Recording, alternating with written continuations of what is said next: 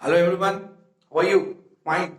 Well, in today's section of the video, we are just carrying on the journey of what? Of the topic an elementary school classroom in a slum. So here, in our first and second video, we have already talked about the poet. The poet is of the ideology. He belongs to the ideology of what? Yes, you are right. Yes, remembering, you're right. He belongs to the ideology of the socialists. And socialists says that the larger property should be in the hands of the government so that it could provide works to all. और जो discrimination जो capitalist करते हैं ना, उससे aware रखा जाए. चलो बात करते हैं हम इस पैराग्राफ की. इस सेकंड पैराग्राफ की बात कर रहे हैं. According to the poetry it is second paragraph, and in this paragraph जो बैड कंडीशन है, माल न्यूट्रिशन कंडीशन है बच्चों की, स्लम की जो बच्चे हैं और जो स्कूल में पढ़ रहे हैं एलिमेंट्री स्कूल में, वो माल न्यूट्रिशन है. और ये कंडीशन माल न्यूट्रिशन का, it is not the story of one day, it is a prolonged history of poverty. बहुत दिनों से वह गरीबी को झेलते चले आ रहे हैं. तो देखिए, शुरू करता हूं मैं आज की इस पोएट्री को. So start. सी. सो श्योरली, अब देखो इस पार्ट में आप देखोगे बच्चे कैसे रिबेलियन हो गए हैं. ये उनको हालात बना दिया है रिबेलियन. ये फर्स्ट स्टैंजा में हम लोगों ने मिजरेबल कंडीशन देखा, और मिजरेबल कंडीशन एक प्रोलॉन्ग्ड वे में जा रहा है, तो बच्चे क्या हो गए हैं? रिबेलियन हो गए. देखो यहाँ पे रिबेलियन लिखा हुआ है, विद्रोही स्वभाव के हो जाना. तो विद्रोही स्वभाव का हो जाना कब? जब गवर्नमेंट ध्यान नहीं देती है, कोई ऐसी स्कीम नहीं बनाती है जिससे इन गरीब बच्चों का भला हो पाए. चलो देखते हैं क्या सोचता है वो बच्चा जो किताबों में पढ़ाया जाता है हमें, the world is beautiful.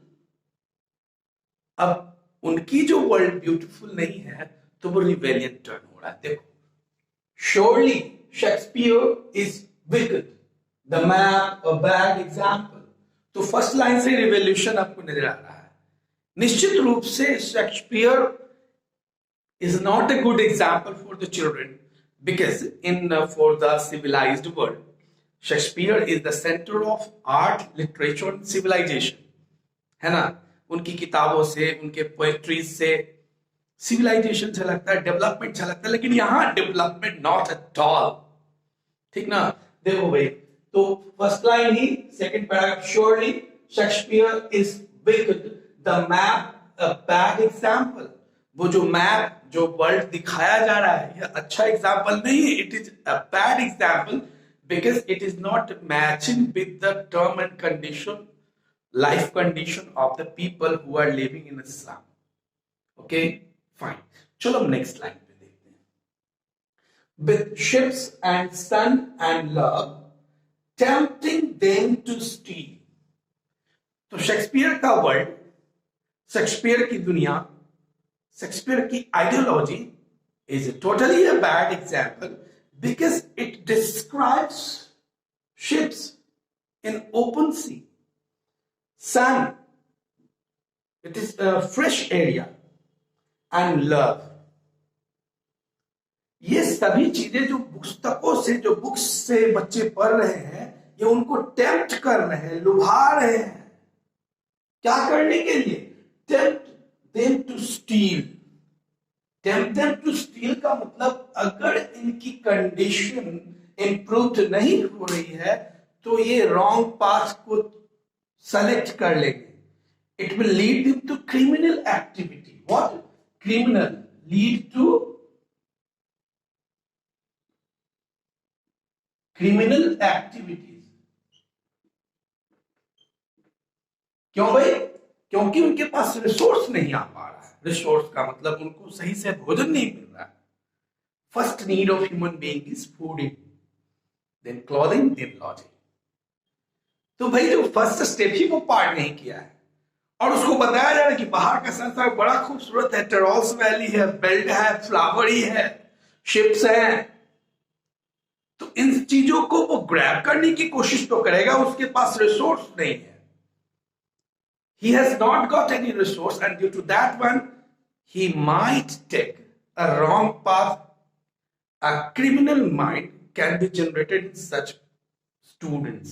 See, अब देखेंगे for lives that slyly turn in the cramped holes. देखो यहां cramped hole metaphor है. Cramped hole stands for the shape of the house, the size of the house. It is just like a hole. बहुत छोटा घर है इनका slum में, और किसी तरीके से आप ह्यूमन तो कह नहीं सकते हो जिस तरह के लाइफ्स को ये स्लम के स्टूडेंट्स झेल रहे हैं. So on their heap, okay sorry, for life that slightly का मतलब होता है सेक्रेटली. Slightly means secretly. तो भाई जीवन नहीं चाहते हैं ऐसे लोग, नहीं जीवन चाहिए ऐसा जिसमें एक इंसान को मर्यादित जिंदगी जीने का अधिकार न हो, रिसोर्स नहीं हो. इसीलिए कहा गया कि जीवन, लाइफ, ये स्लाइली इंटर्ट कर गया है इन ए क्रैम्प्ड होल, एक छोटे से घर में, एक स्लम में. From fog to endless night, वहां फ्यूचर नहीं है इनका, हर तरफ धुआं धुआं, अंधेरा अंधेरा है. एंडलेस नाइट, दिन में फॉग है और रात तो पूछो ही नहीं, उसकी सुबह क्या होगी, nobody knows about it. So you can understand the pain what is occurring in the heart of Stephen Spender. Stephen Spender के दिल में जो दर्द है इन लोगों के लिए वो साफ झलक रहा है. क्या लिखा उन्होंने? For lives that slyly turn in their cramped holes, from fog to endless night. दिन तो अंधेरा है ही, रात तो पूछो मत, endless night है. It appears that due to the lack of money, due to the lack of resources, their future is no more going to get developed, or they cannot be a good person. चलो आगे चलते हैं. On their heap, on their slag heap. देखो slab heap का मतलब होता है कूड़े का ढेर. यहाँ पे वीक बॉडी से लिया गया स्लैग. देखो मैंने ब्लैक से लिखते छूट गया था. See, on their slag heap weak, these children wear skins picked through by bones. ये हड्डियां ऐसी हो गई हैं जैसे लगता है कि स्किन से अब बाहर चली आएंगी. ये स्किन इनके हड्डियों को कवर करने का काम कर रहा, फ्लैश नहीं है. हड्डी, बोन, उसके बाद मांस, तब स्किन का स्थान आता है. वो मांस खत्म हो गया due to malnutrition. You can understand the very, very poor condition of the lives of such students. See here. On their slag heap, these children wear the skin picked through by bones. लग रहा है कि हड्डी अब बाहर निकल जाएगी, हड्डी झांक रही है उनके बोन से. And spectacles of steel with mended glass. ये spectacles है ना, कुछ लोगों की जो विजन की प्रॉब्लम हो गई है तो उनको ये spectacles भी डोनेशन में मिला है. और वो कैसा spectacles है जरा आप देखो यहाँ पे, with mended glass, like bottle of bits of stone. देखो like bottles of bits of stone simile है, ठीक है ना. जहां भी like that as का यूज देखो पोएट्री में, एकदम आंख बंद करके बता देना कि सिमिली है. Like bottle of bits on stones, यह बता रहा है कि उनकी जो ग्लास है जो क्रैक कर गया, ऐसा लग रहा है कि मानो कि दे मारा उठा करके पत्थर पे और वो क्रैक कर गया, वो मेंटेड है. अब सोचो ग्लास पे थोड़ी सी धूल जम जाती है तो दिखने में प्रॉब्लम होता है. जो क्रैक्ड ग्लास है, चोट मारा हुआ पत्थर पे ग्लास, तो क्या सूझेगा उनको जी. और क्या मिजरेबल कंडीशन का इन्होंने विजुलाइज किया है स्टीफन स्पेंडर साहब ने.